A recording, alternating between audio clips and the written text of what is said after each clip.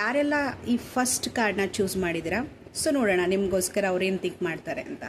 So ನಿಮ್ಮ person immature ಆಗಿರ್ಬೋದು and ಅವರಿಗೆ ನಿಮ್ಮ ಬಗ್ಗೆ ಡೆಫಿನೆಟಾಗಿ ಫೀಲಿಂಗ್ ಇದೆ.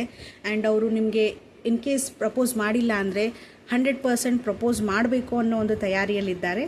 ಓಕೆ, ಅದ್ರ ಜೊತೆಗೆ ಅವರು ಒಂದು ಸ್ಟ್ರೈಟ್ ಫಾರ್ವರ್ಡ್ ಆದಂತಹ ವ್ಯಕ್ತಿ ಆಗಿರ್ಬೋದು. ಸಾರ್ಟ್ಸ್ ಕಾರ್ಡ್ ಬಂದಿರೋದ್ರಿಂದ ಡೆಫಿನೆಟ್ಲಿ ನಿಮ್ಮ ಕಿಂಗ್ ನಿಮ್ಮ ಬಗ್ಗೆ ಥಿಂಕ್ ಮಾಡ್ತಾ ಇರ್ತಾರೆ.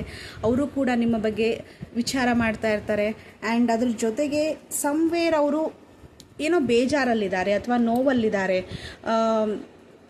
ಏನೋ ಹರ್ಟ್ ಆಗಿದೆ ಅವರಿಗೆ. ಮೇ ಬಿ ನೀವು ಅವ್ರಿಗೆ ರೆಸ್ಪಾನ್ಸ್ ಮಾಡದೇ ಇರ್ಬೋದು ಅಥವಾ ನಿಮಗಿರುವಂಥ ಫೀಲಿಂಗನ್ನು ಅವರಿಗೆ ವ್ಯಕ್ತಪಡಿಸದೇ ಇರ್ಬೋದು.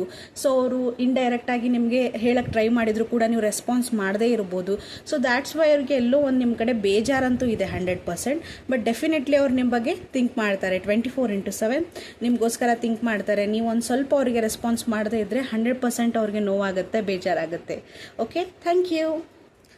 ಹಾಯ್ ಎಲ್ಲೋ ಬ್ಯೂಟಿಫುಲ್ ಸೋಲ್ಸ್, ಯಾರೆಲ್ಲ ಸೆಕೆಂಡ್ ಕಾರ್ಡ್ನ ಚೂಸ್ ಮಾಡಿದ್ದೀರಾ, ದ ಮೂನ್ ಕಾರ್ಡ್ ಬಂದಿದೆ. ಸೊ ಡೆಫಿನೆಟ್ಲಿ ಅವ್ರಿಗೆ ನಿಮ್ಮ ಬಗ್ಗೆ ಫೀಲಿಂಗ್ಸ್ ಇರ್ಬೋದು, ಬಟ್ ದೇ ಆರ್ ಹೈಡಿಂಗ್, ಅಂದರೆ ಶೋ ಮಾಡ್ತಾ ಇಲ್ಲ. ಸಮ್ ಸೀಕ್ರೆಟ್ ಈಸ್ ದೇರ್, ಆ ಥರ ಇದೆ. ಆ್ಯಂಡ್ ಈ ಪರ್ಸನ್ ಸ್ವಲ್ಪ ಮೂಡಿ ಇರ್ಬೋದು ಆ್ಯಂಡ್ ತುಂಬ ಬೇಗ ಸಿಟ್ಟು, ತುಂಬ ಬೇಗ ಬೇಜಾರು, ಈ ಥರದ ಮೈಂಡ್ಸೆಟ್ಟನ್ನು ಹೊಂದಿರುವಂತಹ ವ್ಯಕ್ತಿಯಾಗಿರ್ಬೋದು.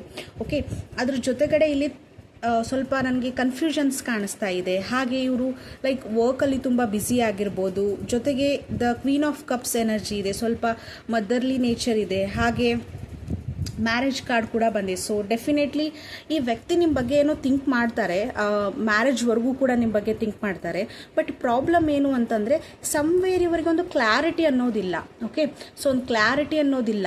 ಜೊತೆಗೆ ಇವರ ಫೀಲಿಂಗ್ಸನ್ನು ಹೈಡ್ ಮಾಡ್ತಾ ಇದ್ದಾರೆ, ನಿಮಗೆ ಶೋ ಮಾಡ್ತಾ ಇಲ್ಲ. That is the problem. So definitely ಈ ವ್ಯಕ್ತಿ ನಿಮ್ಮ ಬಗ್ಗೆ ಥಿಂಕ್ ಮಾಡ್ತಾರೆ, ಬಟ್ ಅದನ್ನ ಶೋ ಮಾಡಲ್ಲ. Thank you.